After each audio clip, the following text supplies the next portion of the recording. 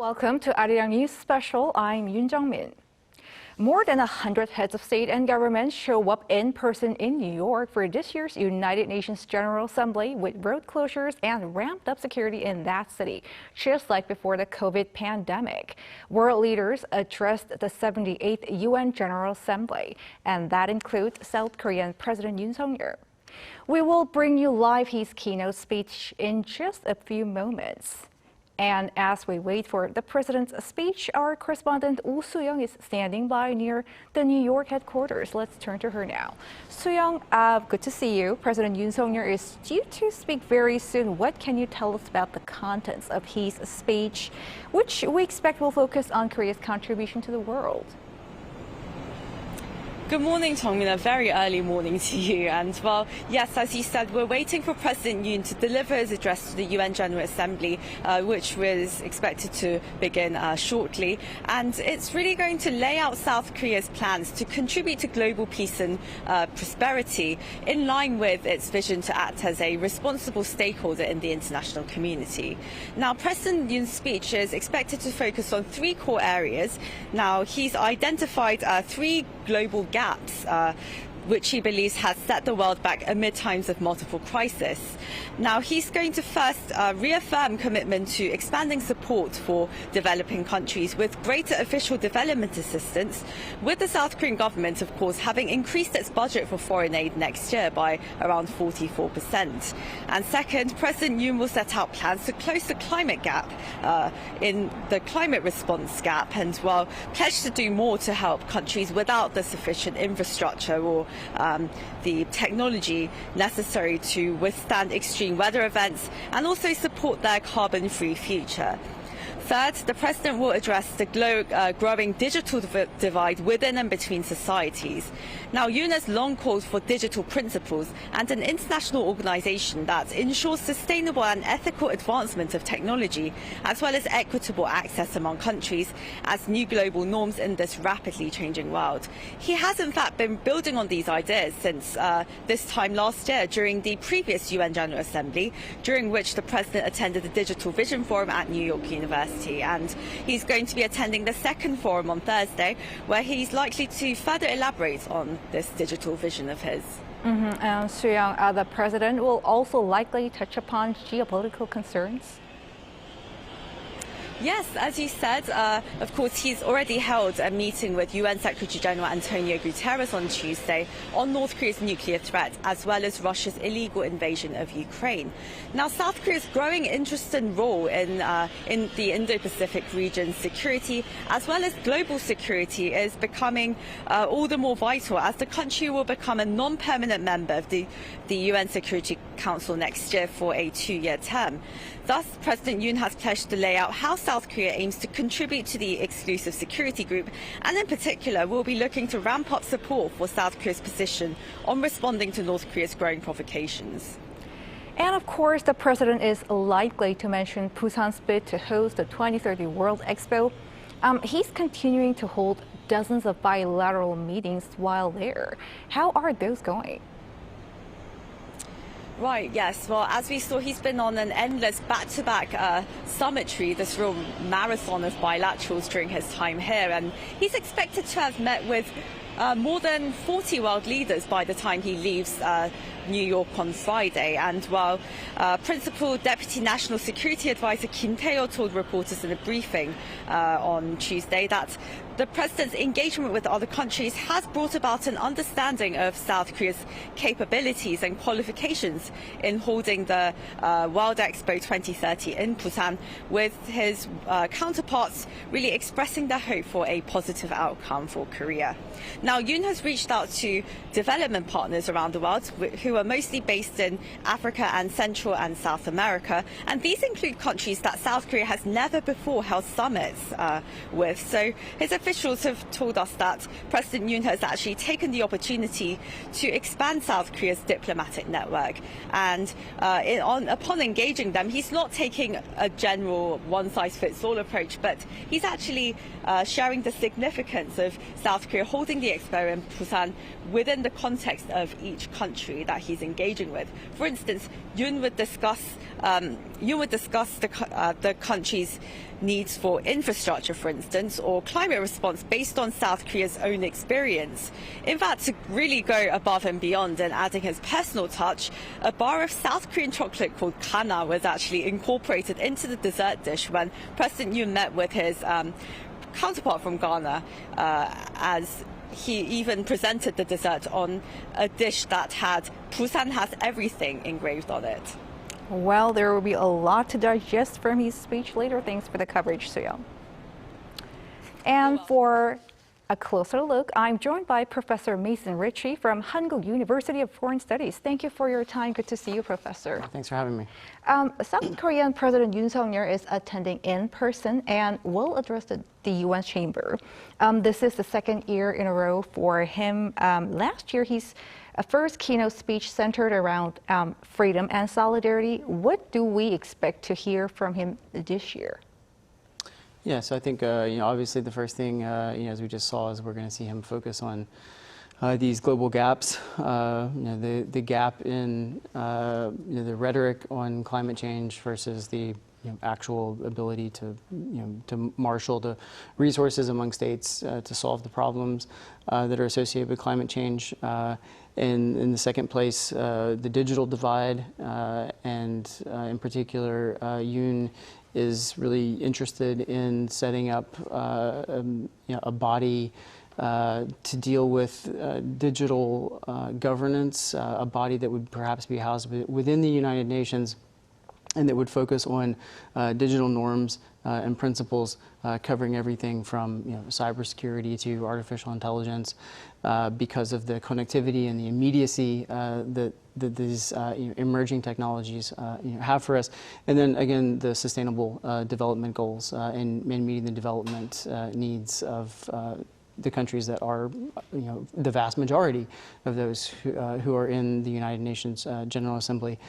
On top of that, obviously, we're going to get some mention of North Korea, obviously, and I would expect that he'll put that not only in terms of the threat actually from North Korea itself, but also how that fits in with the universal nature of United Nations Security Council sanctions against North Korea, and the fact that North Korea is in breach of those is not just a problem for South Korea or the United States, but is a problem for the United Nations as a multilateral institution as a whole. And then I think, of course, we can expect on the sidelines, obviously, Yoon to really try to sell Busan for the Expo 2030, and he'll have meetings with leaders about various issues. He'll obviously has already met with UN General Assembly Secretary General Gutierrez also. So some of the North Korea issues, for instance, will be handled perhaps more directly in those closed-door sessions rather than in the General Assembly itself. A lot of topics there. And building upon what you have just said, to what extent do you think President Yoon will address North Korea in front of world leaders? Because there has been recent Kim Jong-un-Putin summit, given the current geopolitical circumstances?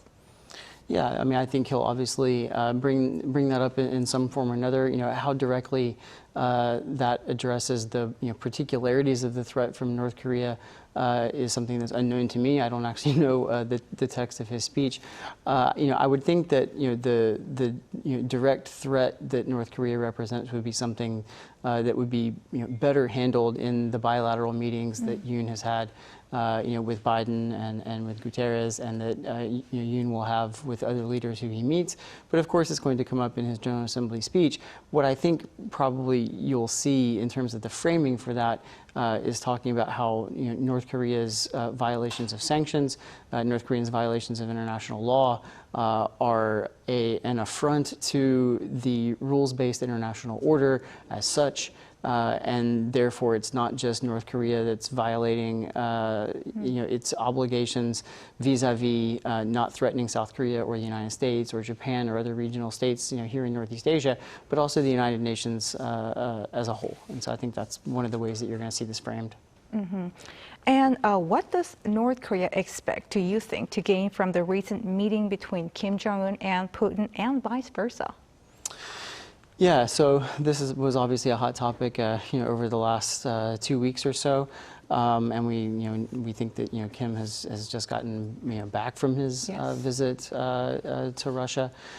So in the first place, I think what we're seeing is the concretization of a tighter cooperation between Pyongyang and its regional partners. We know about, of course, the relationship between Pyongyang and Beijing, which, rocky though it sometimes can be, is nonetheless an actual, real treaty-based alliance, even if it's one where there's not a lot of trust, perhaps between the leaders or between the states. But now we're seeing Pyongyang get closer to Moscow. And so we're seeing in that regard, I think, perhaps the first look at a sort of block that's forming, a trilateral block potentially, where there are some synergies between some of the malign interests of Pyongyang, Beijing, and Moscow vis-a-vis the United States, South Korea, and Japan, which are, of course, tightening their trilateral cooperation mechanisms very substantially recently. So I think that's one thing that we're seeing. And then, of course, the quid pro quo, apologies, Professor. I have to cut you off there. I will turn things over to the United Nations General Assembly Hall, where President Yoon is making his keynote speech.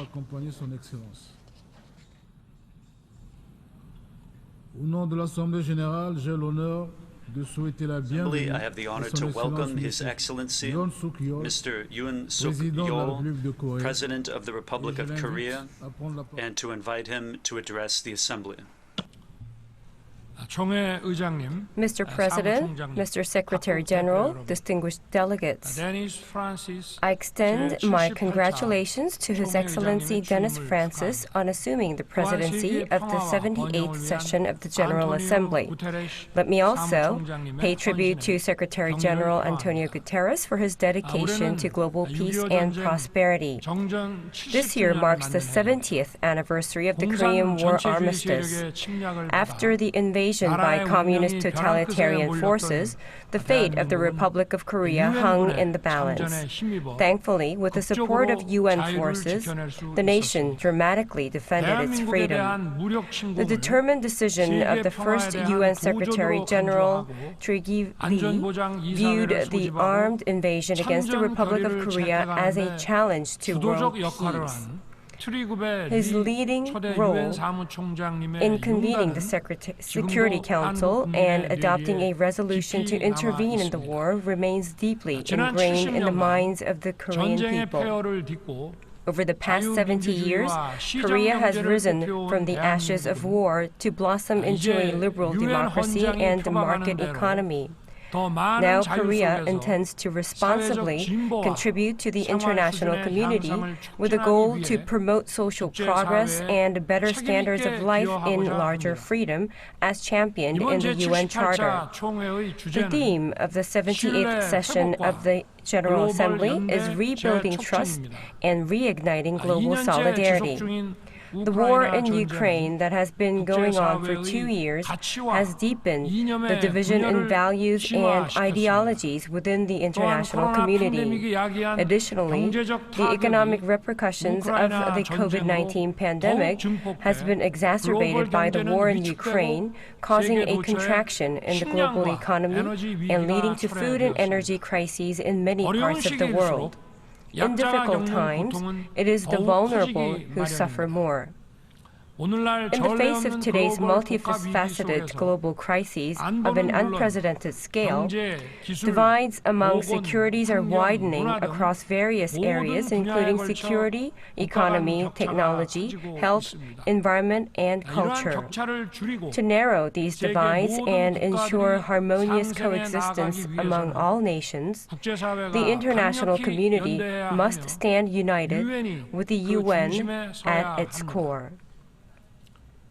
Today, I wish to address the divide issue in 3 key areas: in the development divide, climate divide, and digital divide. Many countries around the world still lack the essential infrastructure necessary for everyday living. Development is unattainable without basic infrastructure such as water and sewage systems to process and supply drinking and daily use water, energy facilities to provide electricity, and health care facilities to treat the sick. To narrow the development divide, countries with financial and technological capacities must assume responsible roles. Korea is set to boldly increase its official development assistance volume. Despite this year's fiscal austerity measures, the Korean government has raised the ODA budget plan for the upcoming year by over 40%.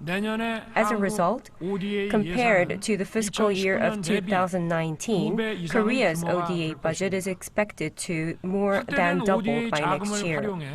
We will allocate the increased ODA funds to foster development cooperation tailored to the needs of our partner countries.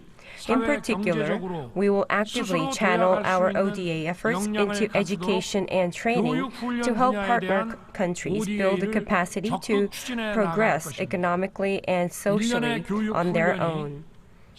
It is said that a year of education can increase income by approximately 10%. This impact is more pronounced among low-income groups and women. We must expand these benefits on a global scale. The climate crisis is another challenge that exacerbates the economic divide between nations and impedes humanity's sustainable development. This past July, we experienced the hottest summer ever recorded on Earth.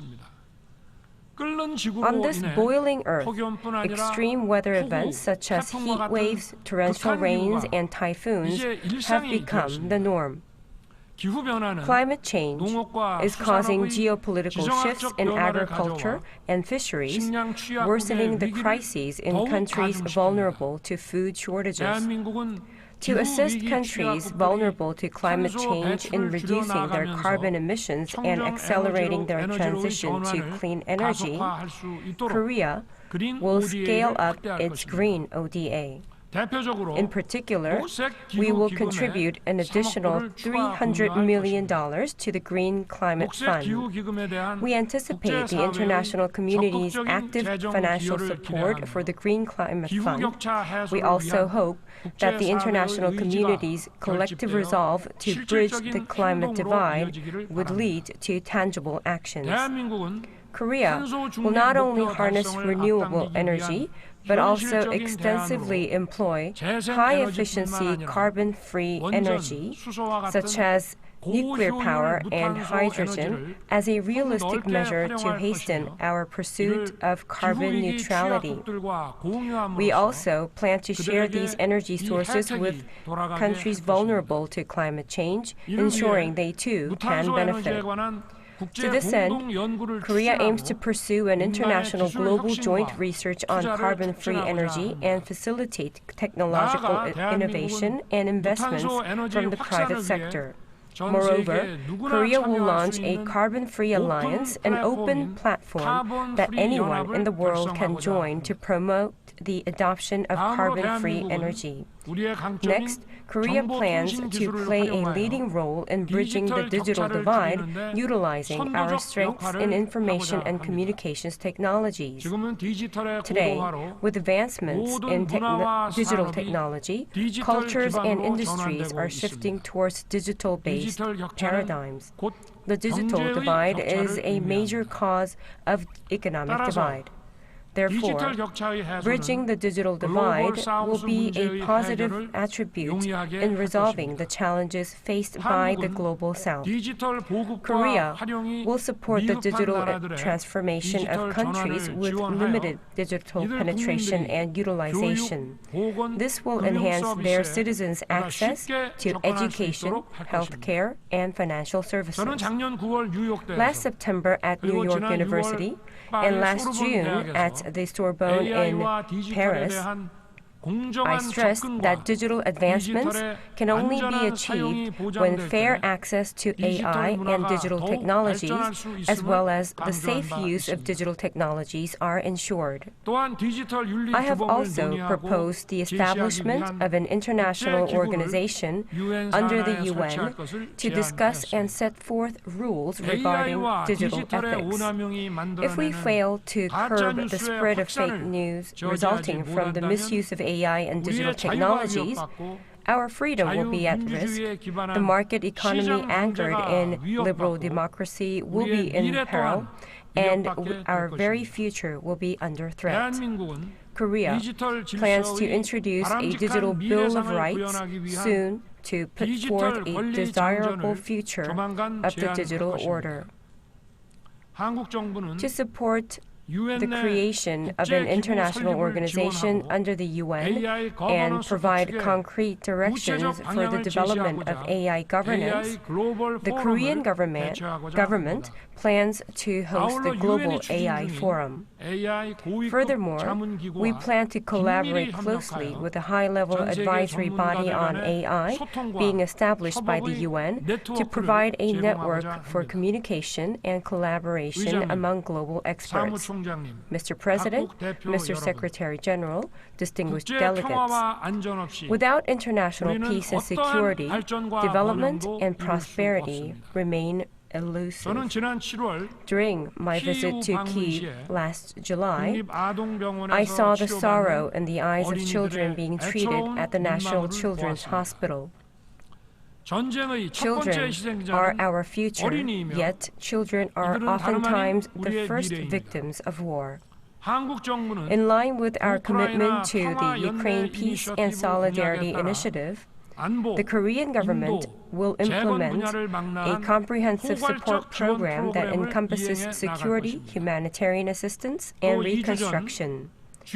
Furthermore, as I pledged at the G20 summit just 2 weeks ago, Korea will actively support Ukraine's reconstruction by providing $300 million next year and a mid to long-term support package exceeding $2 billion. The nuclear and missile programs of the Democratic People's Republic of Korea pose not only a direct and existential threat to the peace of the Republic of Korea, but also is a serious challenge to peace in the Indo-Pacific region and across the globe. It is paradoxical that a permanent member of the UN Security Council, entrusted as the ultimate guardian of world peace, would wage war by invading another sovereign nation and receive arms and ammunition from the regime that blatantly violates UN Security Council resolutions. In such a situation, the call to reform the UN Security Council would receive a broad support. And if the DPRK acquires the information and technology necessary to enhance its WMD capabilities in exchange for supporting Russia with conventional weapons, the deal will be a direct provocation threatening the peace and security of not only Ukraine, but also the Republic of Korea. The Republic of Korea, together with its allies and partners, will not stand idly by. Mr. President, Mr. Secretary General, distinguished delegates, while military strength may vary among countries, by uniting in unwavering solidarity and steadfastly adhering to principles, we can deter any unlawful provocation. As a member of the UN Security Council for the 2024 to 2025 term, the Republic of Korea commits to playing a responsible role in promoting and building global peace as we work closely with fellow UN member states. Passing on to future generations an international order grounded in justice and the rule of law, along with sustainable freedom, peace, and prosperity, is a historic responsibility shared by all of us who are here today. The Republic of Korea, together with the United Nations, shall readily take on this responsibility. distinguished delegates. The Republic of Korea aspires to host the World Expo 2030 to fulfill its responsibility and contribute to the international community.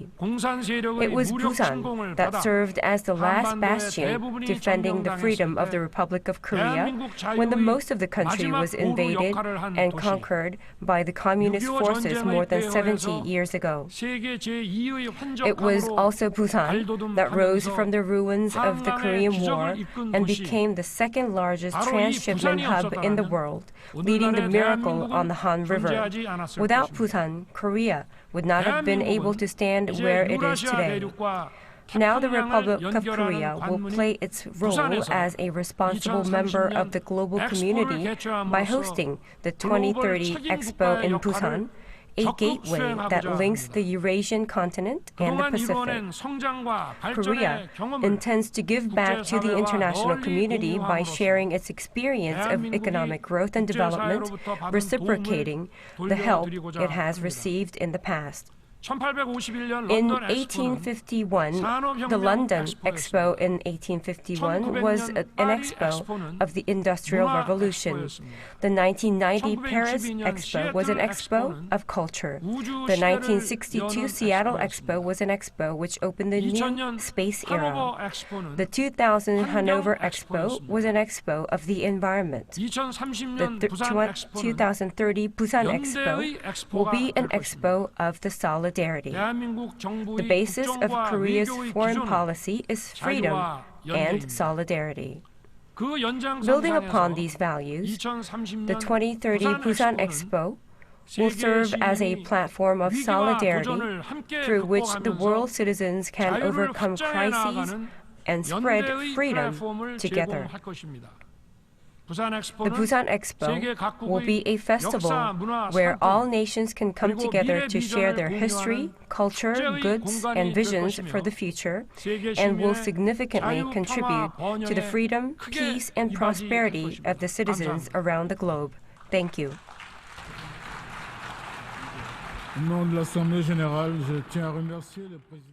Right, that was President Yoon addressing the UN Chamber.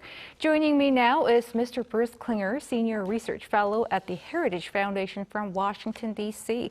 Good to see you. Thanks for joining us. So what are major takeaways from South Korean President Yoon UN speech? I thought it was a very good speech. I might have thought he would lead with the security threats, both from North Korea and the deal with Russia as well as Ukraine. But I thought it was much more masterful to first remind the UN that this is the 70th anniversary of the UN response to North Korean aggression in 1950.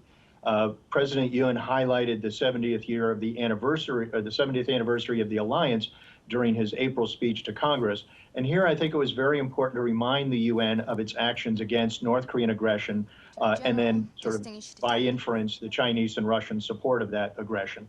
And then it also, I thought, was quite masterful to lay out all the things that, really a long menu of things that South Korea will provide to the world on the three major divides that he talked of, really showing once again that South Korea is a very small country but punches far above its weight on the international stage. And then having laid that groundwork, the foundation of all of South Korea's accomplishments and pledges, then he turned to the security threats. So, but then finished with, again, promises to the international community and pledges to work with the community. So I thought overall, I thought it was a very masterful speech.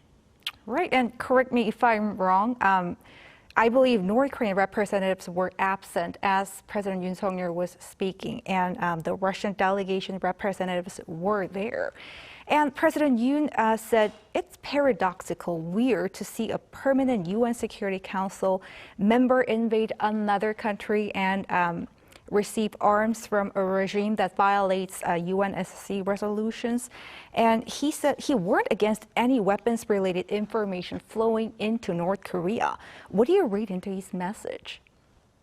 Well, I thought that was a masterful way of sort of twisting the knife in pointing out how terrible that deal is. It's not just a security threat, but it really shows how Russia's behavior as a member of the UN Security Council, supposedly the guarantor of international peace. It certainly shows the hypocrisy of Moscow's actions, as well as, again, emphasizing North Korea's repeated violations of the UN Security Council resolutions.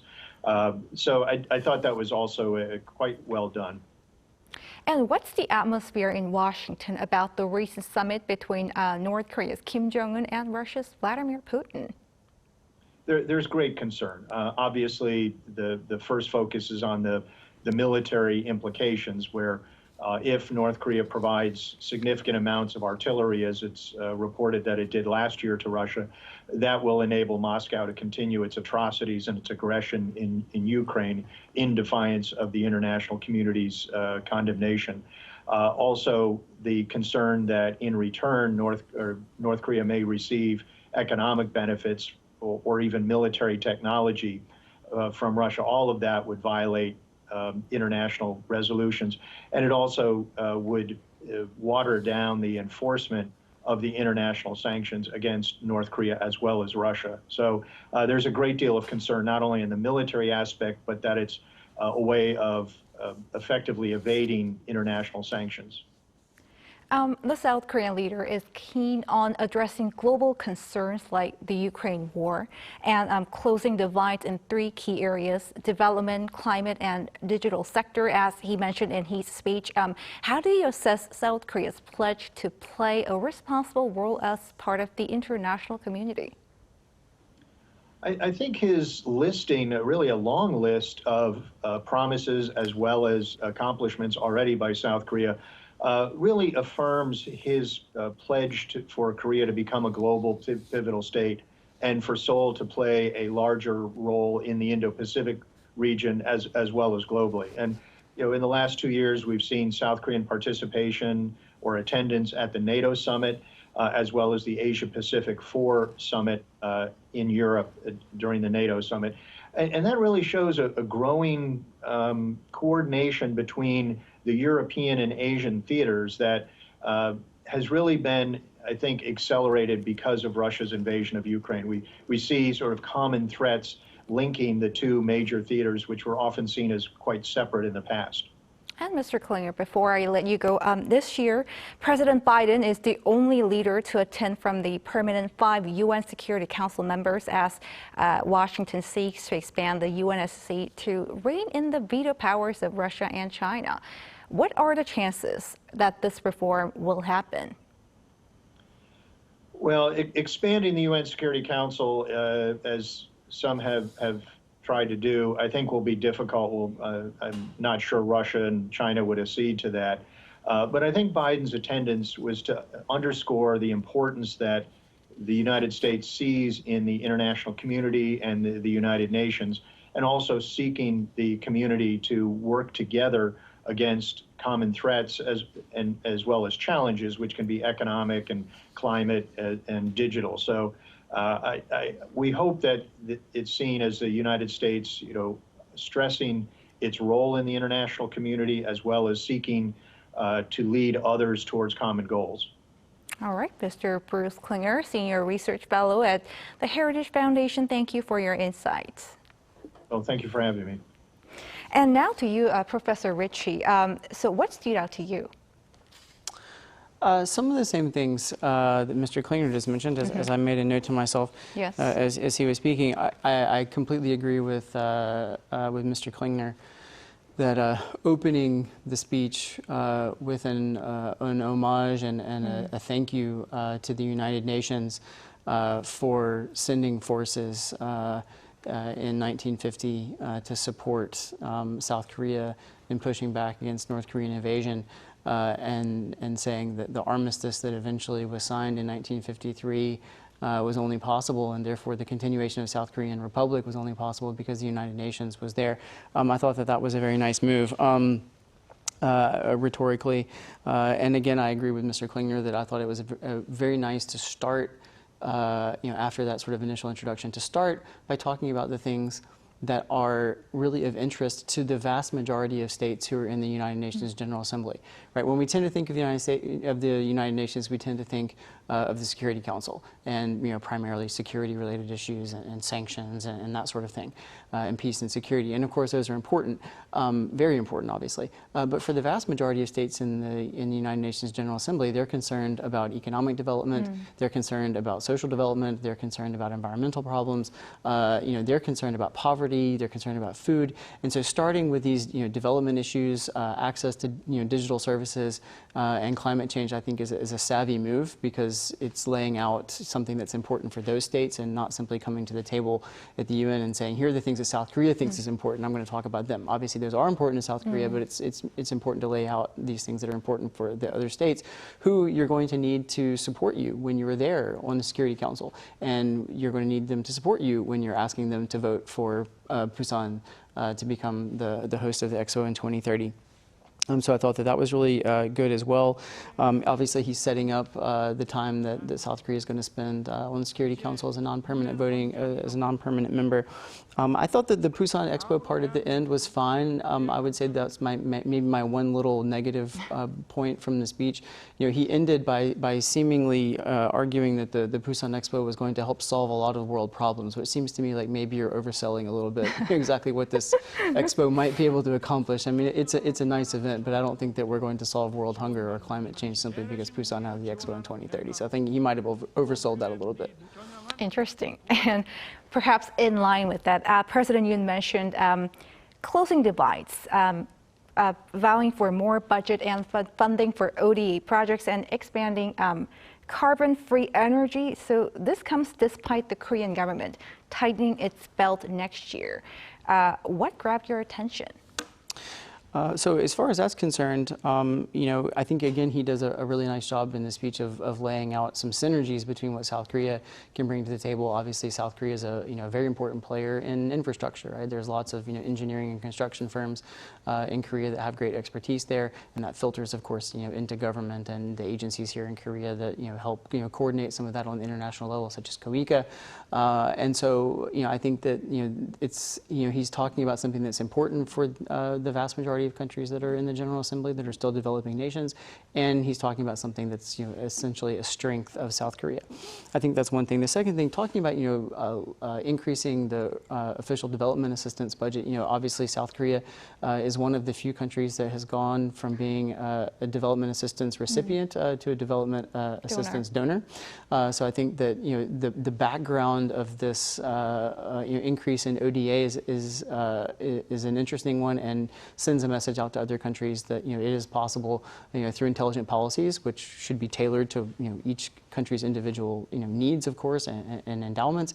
That countries can in fact achieve the development goals that they would like to have, and over time, those who do succeed should, like Korea, take on a greater role in terms of international solidarity and not kicking the ladder out from under them to prevent other countries from climbing up, but in fact holding that ladder so that other countries can continue to climb up.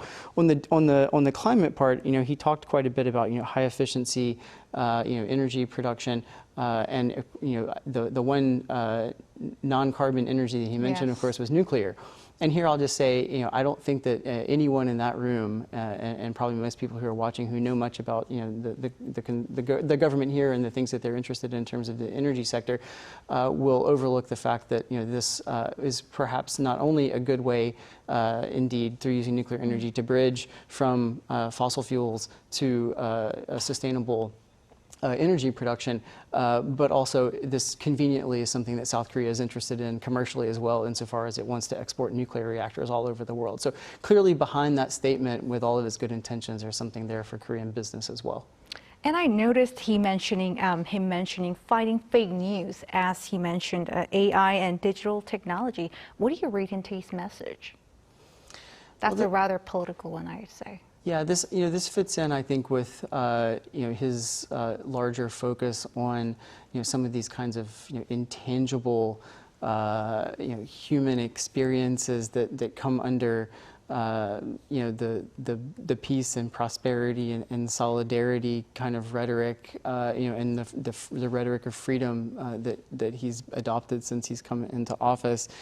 And I think the idea here is, societies can't govern themselves if they don't have the correct set, or I'm not going to say correct, but if they don't have facts that are more or less the basis of their foundation for making decisions. We can disagree about policies. We can disagree about opinions. We can have arguments about the best way to reach objectives. We can have arguments about what those objectives should be.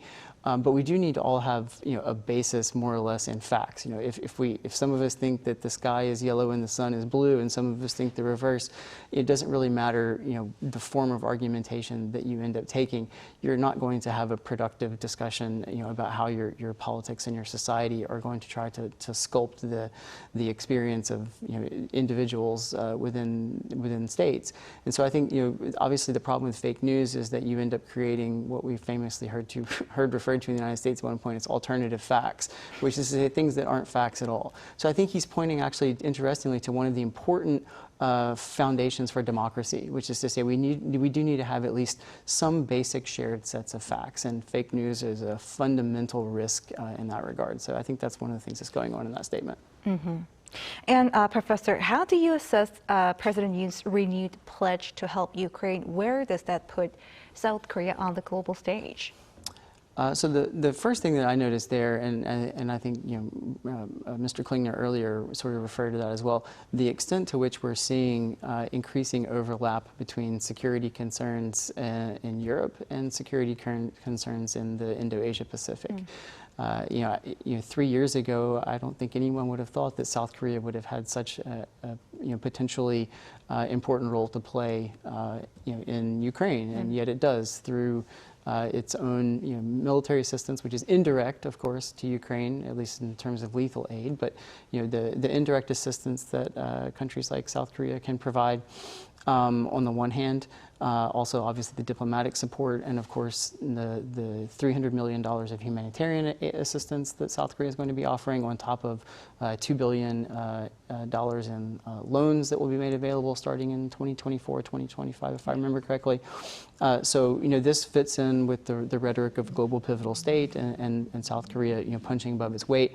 And then on the other hand, the extent to which we see the Ukraine file hurting South Korea, which is to say, insofar as Russia may well be purchasing and likely has purchased weapons from North Korea ends up coming out of that strengthened as well, which of course is a threat to South Korea. So the way that we see the security concerns in East Asia or the larger Indo-Pacific beginning to bleed over into European security concerns and the reverse is, I think, one of the major things that I take away from this speech. It's a really solidification of something that we've kind of seen happening slowly, but here's Yoon really acknowledging it. And let's talk about security issues. President Yoon apparently took aim at Russia. He said it's weird, it's paradoxical to see a permanent UNSC member invade another country and receive arms from a regime that blatantly violates UNSC resolutions. What does South Korea expect from the international community to address related security concerns? I'll be honest with you, I don't know what the Yoon administration or South Korea as a whole would expect from the international community in this regard. I'll start by saying something I guess that's a little bit unhappy, and that is, many of the countries in the world have other more important, or shall I say, perhaps more pressing and immediate concerns than dealing with Ukraine. There are countries in South America, there are countries throughout the Middle East and Central Asia, certainly countries in Africa, who may well think that what is happening in Ukraine is tragic, and they may lament the violation of the United Nations Charter and of United Nations Security Council principles that Russia has engaged in so brazenly and so blatantly. But this is not a top priority for them because they have other things that they have to worry about, whether it be political instability or health and development concerns. And so, there's, I think, not a lot of appetite among UN General Assembly members to put extraordinary pressure on a country like Russia, simply because they have other things that they have to worry about. That being said, of course, I wouldn't necessarily say that what Russia's doing is paradoxical. It's actually, it's much worse. It's hypocritical. Russia has a veto as a permanent member of the UN Security Council, and it's using it to essentially block any attempt to try to punish it through UN multilateral mechanisms. And there, I think what you see Yoon doing astutely is to remind the international community, and obviously those who are allied with South Korea already know it, but to remind these other countries in the UN General Assembly that it is the case that the integrity of the multilateral process at the United Nations is important. That starts with the UN Charter, and that starts with the UN Security Council. And so if Russia violates that blatantly, then at what point does that start to become a domino that affects other countries as well? And so I think he's reminding them that they're playing with fire by not paying attention to the Security Council in this regard. The other thing, of course, that he's perhaps pointing to in some ways is the possibility of reform of the Security Council. I don't expect there to be any reform on veto. That's just not a power that the permanent 5 members are willing to give away. Certainly not Russia and China, but for that matter, I don't see the United States, the UK, or France wanting to give away those incredibly valuable vetoes that they have as permanent members of the Security Council. But we might perhaps see some reform on the margins of the Security Council, such as increasing the size perhaps a little bit, or perhaps increasing the number of years that a country stays on the Security Council. And I'll just note that in the case of South Korea, it's at an interesting moment where it's going to be joining as a non-permanent member starting in 2024. And it's going to have 1 year where it overlaps with Japan. So in the context of the trilateral cooperation tightening that's happening with the US, Japan, and South Korea, I think there's some synergy there. There's also some other friendly countries that are going to be on there at the time, such as I believe Slovenia or Slovakia, one of the two, also Switzerland. And along with the US, the UK, and France, there's a significant block of countries that gets you almost to the 9 out of the 15 you need out of the total UN Security Council to place items on the agenda. So I think that there's a real chance to be able to move some issues onto the Security Council agenda, even if the vote that might happen on them doesn't go the way that you would want because one of the P5 members would use a veto. Putting things on the agenda as a part of naming and shaming or publicizing issues is an important thing that you can do. So. All right, from Mason Ritchie, Professor of International Politics at Hankuk University of Foreign Studies, thank you for your insights. Great, thanks for joining me. Thanks for having me. It's late at night. It is. And that wraps up Arirang News Special. Thank you for watching.